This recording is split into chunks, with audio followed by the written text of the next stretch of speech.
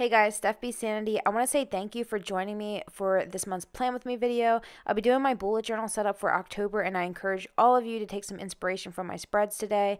I'm starting off by picking out some supplies from this little white tray. I'm obsessed with these for organization, and I'll be doing a little DIY project very soon with them. If you want to know what supplies I'm using, take a look as I pull them out, and also check the description where I'll have them linked. The star of the show for once is not my Arteza brush pens, but instead this Pentel Food Extra Fine Brush Tip pen. I'll be doing an in-depth brush pen comparison video soon where I'll have a lot to share about this pen, so subscribe and stay tuned for that video because I really want to share with you what I like about this and the pros and cons.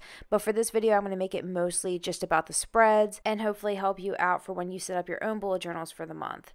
By the way, I did a survey on my community tab here on YouTube so you guys could vote for the theme, and pumpkins was winning up until this morning. Then the spooky lettering with no drawing jumped up to first place, so I decided to focus on lettering but still add a couple of pumpkins here and there and kind of do the best of both. I think I'll keep doing the surveys in the future though because it was fun and I really like getting your feedback. But anyway, on to my first tip. It's obviously to make planning a relaxing experience so that it doesn't start to feel like a chore. My favorite way to do that is by listening to music or a podcast and just blocking out everything around you. I started off with my medicine playlist on my iPhone because I really can't get the song How Can I Forget out of my head, so I wanted to start off in the best way by playing that song. Shortly after this though, I switched to Mile Higher podcast and listened to pretty much the whole thing while I set up my spreads, which is a really long time. But the thing is, it was so much more relaxing and I kind of just got sucked into it, whereas normally I'm just rushing to get it done and it just feels more like a chore, like I said. But it really does help me to get more creative and be more laid back rather than obsessing over getting everything perfect. I definitely made more mistakes that I normally wouldn't have otherwise, but I was more accepting of them and I just moved right along and found creative ways to deal with those. Anyway, I recommend putting on some headphones if you usually wouldn't.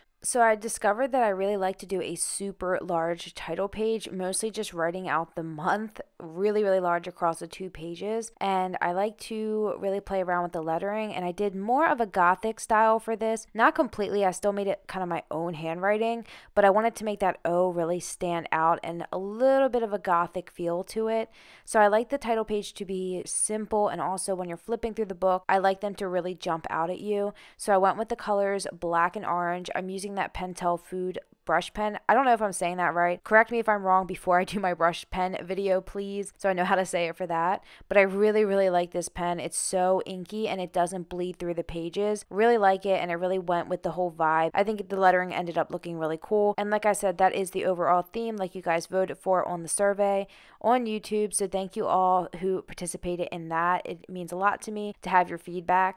I'm going in with my lighter orange Arteza brush pen. This is like real watercolor. If you didn't see my recent video, I did a whole review and demo using these brush pens and giving you all my best tips. So be sure to check that out. I will link it down below. Super proud of how that video turned out, and I think a lot of you will really get a lot out of that. You can get a lot of pigmentation and saturation, but I wanted to go with those really effortless brush stroke effects, as you can see, just to match the black. So I'm just doing really quick, long strokes that there's like gaps in between, if that makes sense. So not like how I'd recommend using the brush pens for everyday lettering, but for this effect I was going for, it worked really nicely. And as you can see there at the bottom, I just wrote the year and put a couple pumpkins in between just to tie in the theme.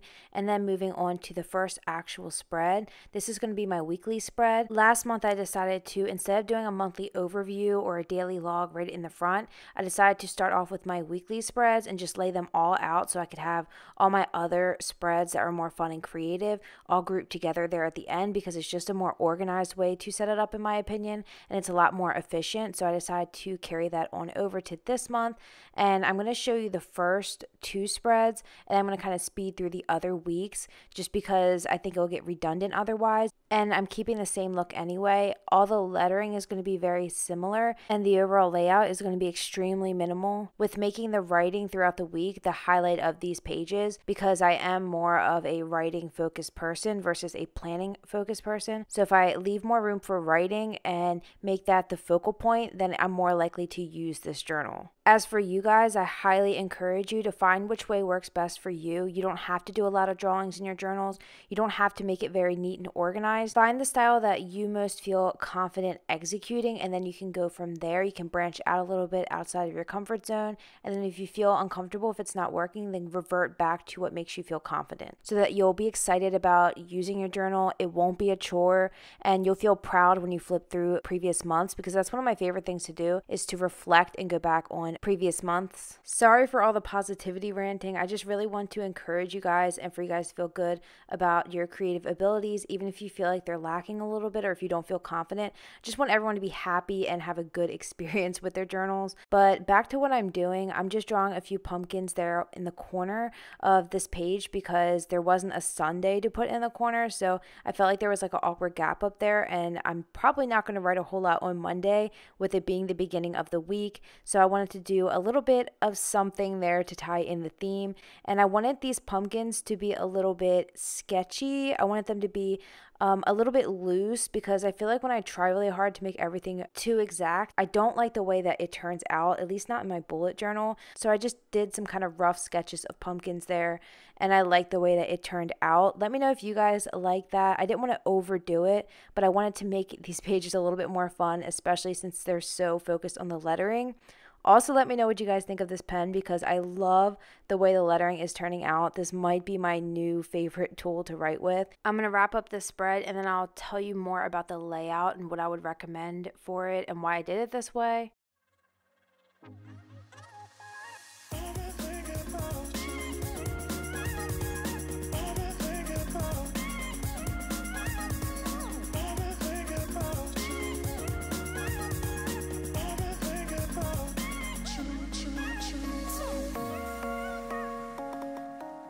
So the left page is my recent favorite weekly spread because it gives you a lot of room to write. Your bigger plans or appointments you can write on that very left-hand column at a glance, and then throughout the week you can just write like the basic things that you want to keep track of. And the right page is quick, efficient, and I like the look of it, so I just repeated that same style for the other weekly spreads and finished them up off camera. Since there's only 4 days in the last week, I do have half a page left there, and I didn't want to leave it blank, so I decided to make that my highlights. So I'm just writing highlights kind of to section off the bottom of the page for that, and I'll just do probably bullet points, but you could also like put in pictures or doodles if that suits you better.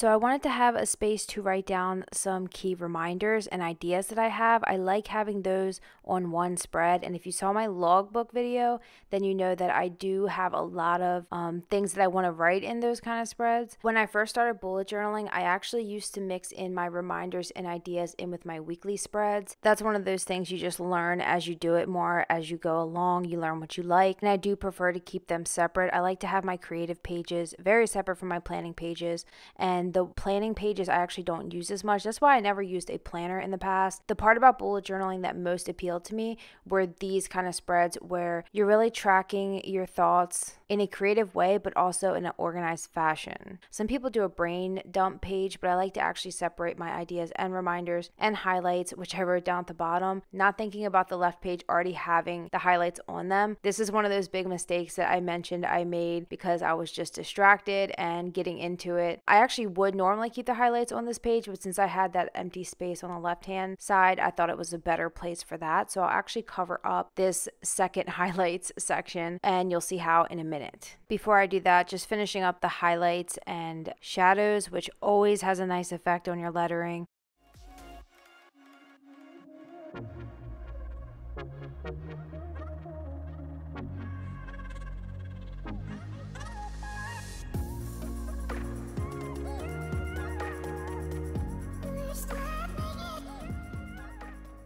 I decided to go with one page out of this paper pad, and this is black and gold, which I thought went beautifully with the theme. I looked through the other pages just to make sure there wasn't one that I liked better, but I decided to go with this one, which is really pretty. I cut it to fit the page, and I decided to work off of that black space that is underneath the design. So as you'll see, I'm going to pick up my white gel pen and write a inspirational quote. It's a nice, refreshing change of pace. It looks a little bit different. I feel like your eye automatically kind of goes there, especially especially with the white against the black, the contrast. And it's been a while since I've incorporated quotes into my spreads. So even though it's not planned, I'm still okay with how it turned out.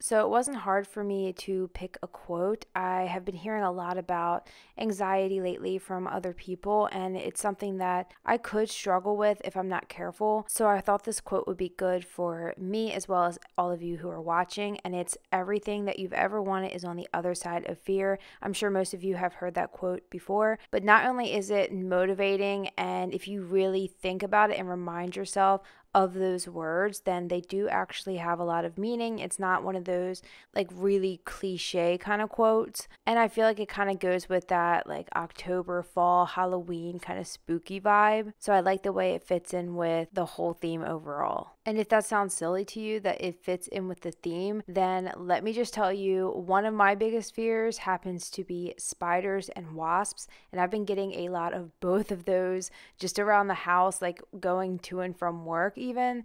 And I'm definitely learning that I have to face my fears. Some things you just have no control over, and you just got to keep living your life. So not only does it fit in with the aesthetic of my bullet journal, but also just fall in general and fear. Comment down below what your biggest fear is. I mean, I definitely have like a decent sized list. It's not just spiders and wasps, but I just feel like I've been really tested on those two lately. So I'd love to hear what your guys' biggest fear is and maybe how you plan to overcome it. I think that would be a good thing to talk about in the comments. Okay, so I wanted to write this down so I can go through this with you guys and really give myself a minute to explain. I'm not doing a mood tracker or a habit tracker this month, and that sounds weird because that's two of like the biggest spreads for bullet journaling, and I usually do include those. And don't get me wrong, I really like the way that I do track those. It is really effective. I just am not in a time in my life where I need them, and mostly because I've been really consistently happy and I've been productive every single day. So there's no need really for me to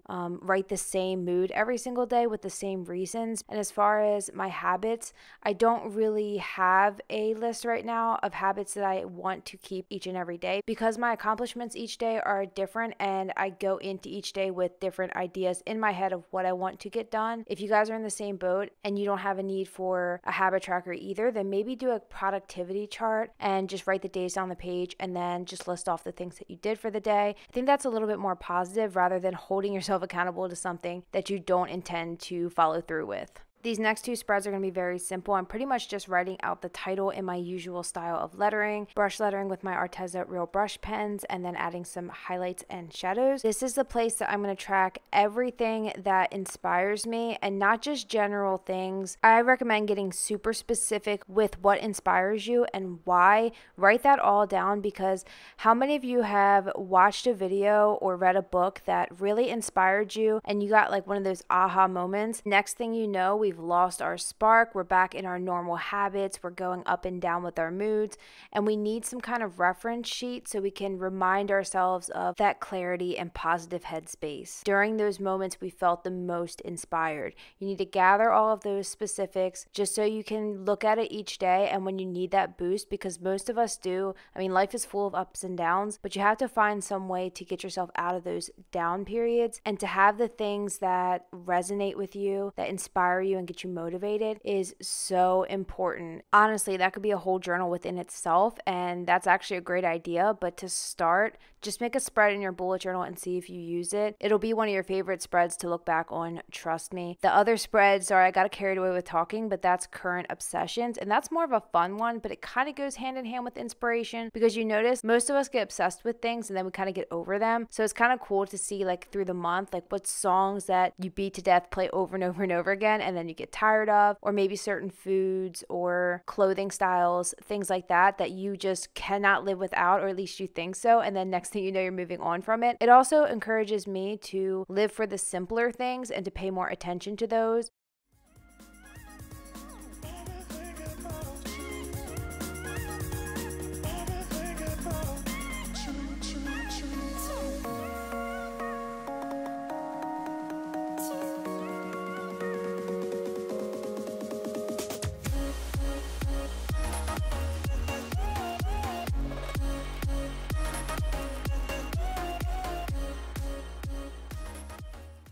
Next up, we have a YouTube spread. I know a lot of you probably can't relate to this or get use out of this spread, but it's something that I definitely need to just keep track of my ideas, growth, and improvements.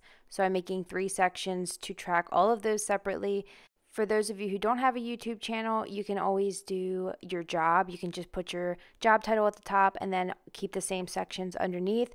Or if you don't have a job and you're a stay-at-home mom, you can always have ideas, growth, and improvements with that as well. And then if you're not a stay-at-home mom, maybe you're a dog mom, I can relate to that. And I definitely have some growth and improvements in that area as well. Point is, everybody can get something out of just these 3 sections: ideas, growth, and improvements. You can apply that to any major part of your life.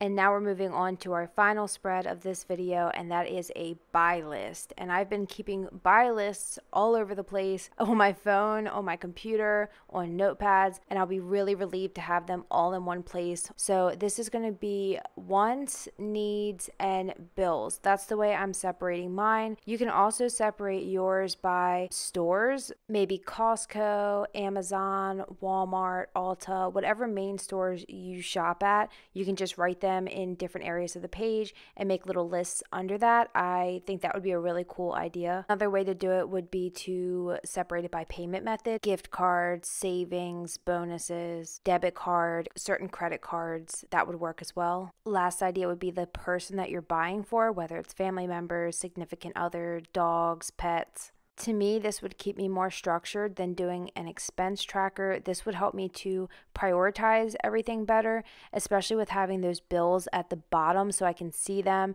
and kind of figure out what remaining money that I have that I want to spend. But as I'm finishing up those orange accents, that is our final spread and we are done with this video. I hope you guys enjoyed this and got something out of it, maybe some ideas that you can incorporate into your own journals.